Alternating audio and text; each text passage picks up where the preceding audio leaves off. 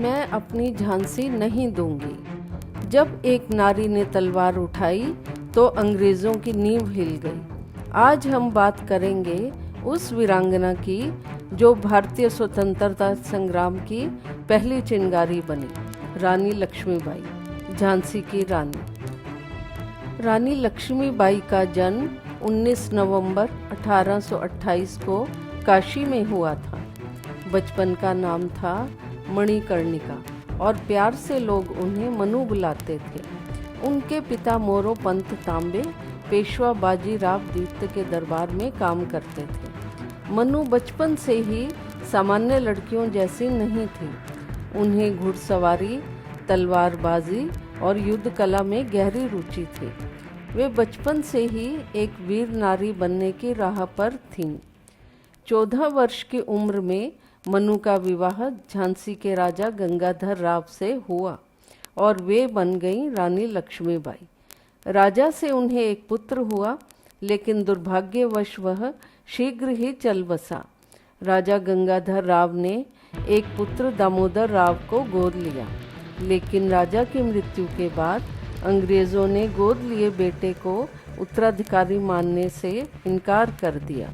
Doctrine of lapse के नाम पर अंग्रेज़ों ने झांसी को हड़पने की कोशिश की। तब रानी लक्ष्मीबाई ने कह दिया, मैं अपनी झांसी नहीं दूंगी। 1857 का वर्ष आया और पूरे देश में अंग्रेज़ों के खिलाफ विद्रोह भड़क उठा। झांसी भी इस क्रांति का केंद्र बन गई। रानी लक्ष्मीबाई ने झांसी के किले को सशक्त किया और महिलाओं की सेना भी बनाई, जैसे झलकारी बाई जैसी वीरांगनाएं। मार्च 1858 में अंग्रेज जनरल ह्यू रोज ने झांसी पर हमला किया। रानी ने वीरता से लड़ाई लड़ी, लेकिन संख्या और संसाधन कम थे। वे घोड़े पर सवार होकर बच्चे को पीठ पर बांधकर किले से निकलकर कालपी और फिर ग्वालियर पहुंचे, जहां उन्होंने अंतिम युद्ध लड़ा।